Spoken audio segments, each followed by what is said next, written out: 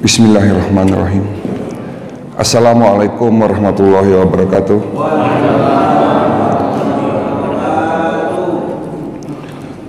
Puji syukur kita panjatkan kehadirat Allah Subhanahu wa Ta'ala atas nikmat yang terus dilimpahkan kepada kita semua, baik nikmat iman, nikmat Islam, nikmat kesempatan, dan pastinya juga nikmat kesehatan.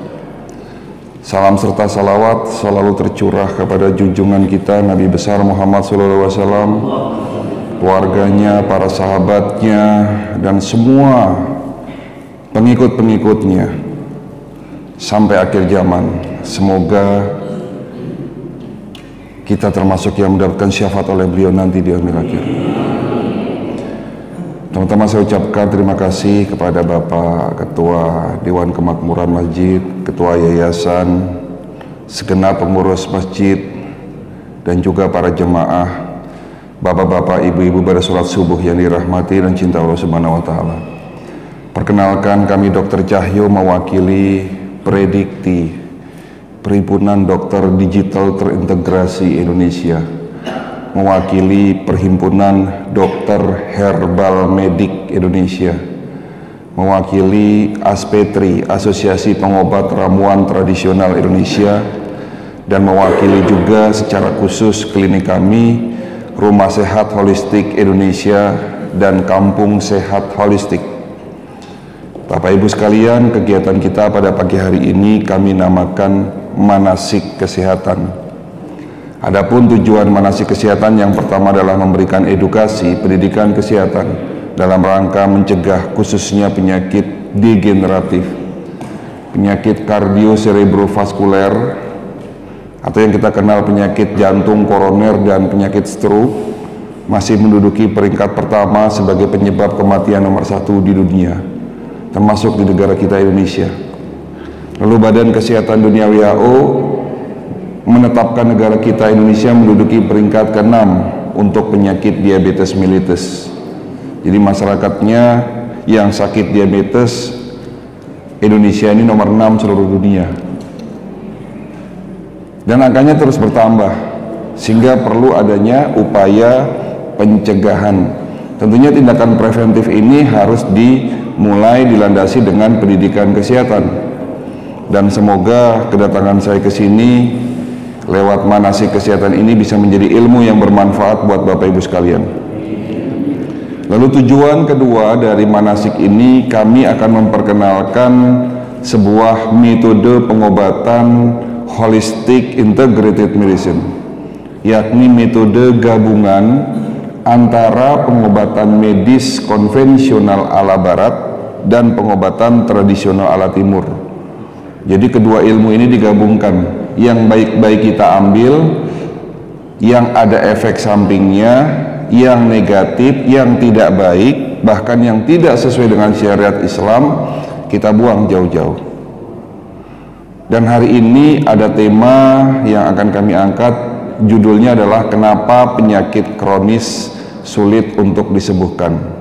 Sebetulnya tema ini sudah sering sekali saya berikan kepada masyarakat lewat kegiatan manasik kesehatan pada sholat subuh, karena memang tema ini adalah tema yang paling cocok untuk membuka paradigma masyarakat bagaimana cara mencegah penyakit degeneratif dan bagaimana cara mengobatinya bagi yang sudah terlanjur sakit, ya.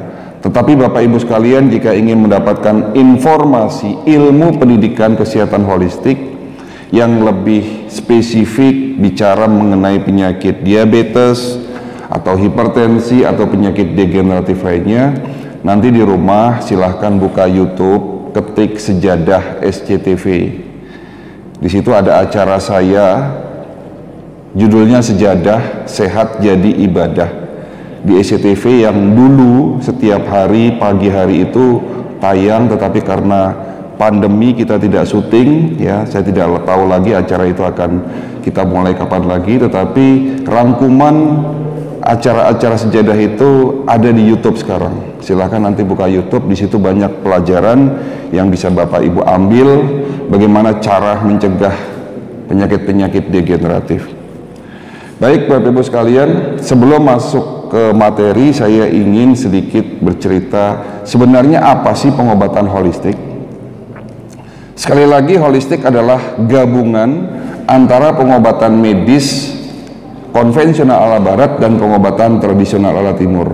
Hari ini di masyarakat kita dikenal pengobatan itu ada dua, pengobatan medis atau pengobatan alternatif. Nah, pengobatan alternatif ini identik dengan pengobatan tradisional, ya. Terkadang kedua ilmu tersebut saling bertolak belakang. Seorang dokter mengatakan hati-hati minum jamu-jamu, hati-hati minum ramuan herbal karena dapat merusak ginjal, betul? Begitu juga seorang herbalis, seorang praktisi pengobatan tradisional mengatakan hati-hati minum obat kimia, jika diminum terus-menerus juga akan merusak ginjal. Mana yang benar? Akhirnya holistik menjawab itu semua. Kalau seorang dokter di luar sana pengobatan herbal itu lama, pengobatan herbal itu tidak ada standar medisnya, tidak ada uji klinis, akhirnya pengobatan holistik ini menjawab. Sekali lagi, holistik adalah gabungan antara medis dan tradisional. Bahan dasar yang kita pakai memang herbal, tetapi herbal yang dipakai kita adalah herbal yang sudah berstandar farmasi, standar medis, dibuat dengan teknologi tinggi. Dan apa bedanya herbal kita dengan herbal tradisional? Sangat jauh berbeda. Karena kalau herbal pengobatan tradisional itu, obat herbal yang Bapak Ibu minum itu memang tidak ada standar farmasi, tidak ada medis, tidak ada uji klinis, sifatnya semuanya empiris, dan semua yang dibuat itu masuk ke dalam tubuh kita. Sementara di dalam tanaman obat seperti contohnya daun sambiloto, daun pegagan, ya, daun kelor, mulai dari daun, bunga, batang, kulit sampai dengan akar yang disebut rimpang, itu banyak kandungan. Ada yang memang fungsinya untuk mengobati, tetapi ada zat-zat yang tidak baik, zat yang tidak bermanfaat, atau bahkan zat-zat yang justru dapat merusak tubuh kita. Sehingga kalau ada dokter di luar sana mengatakan hati-hati minum jamu karena dapat merusak ginjal, itu benar, ya, itu tidak salah. Tetapi tidak semua herbal seperti itu, karena sekarang di Eropa, di Amerika, di negara maju seperti Jepang, Korea, ya, herbal yang dibuat itu sudah dengan teknologi tinggi, sehingga yang diambil dari kandungan herbal tersebut hanya senyawa aktifnya saja. Dimana yang saya maksud di sini senyawa aktif adalah kandungan di dalam herbal tersebut yang memang berfungsi untuk pengobatan. Zat-zat yang tidak baik, zat yang tidak aktif, zat-zat yang dapat merusak tubuh sudah dihilangkan. Nah, inilah beda antara herbal dengan konsep pengobatan holistik dan herbal dengan traditional medicine. Itu yang pertama terjawab. Dan yang kedua, kalau ada dokter di luar sana mengatakan herbal itu kerjanya lama, untuk herbal dengan konsep tradisional benar. Tetapi kalau dengan konsep holistik, karena memang yang diambil adalah senyawa aktifnya, sudah tidak berlaku lagi. Herbal zaman sekarang ini, ya, yang kembali lagi sekali saya tegaskan, saya garis bawahi, tentunya herbal yang dengan konsep pengobatan holistik itu kerjanya jauh lebih cepat.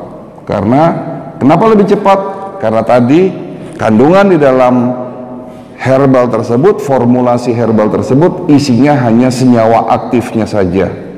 Karena misalnya dalam 1 kilo daun sambiloto, daun pegagan, sebetulnya senyawa aktif yang dapat mengobati penyakit itu hanya jumlahnya itu antara 10 sampai 20%. 80%-nya adalah zat-zat yang justru tidak dapat kita gunakan di dalam tubuh kita, yang itulah yang kita buang.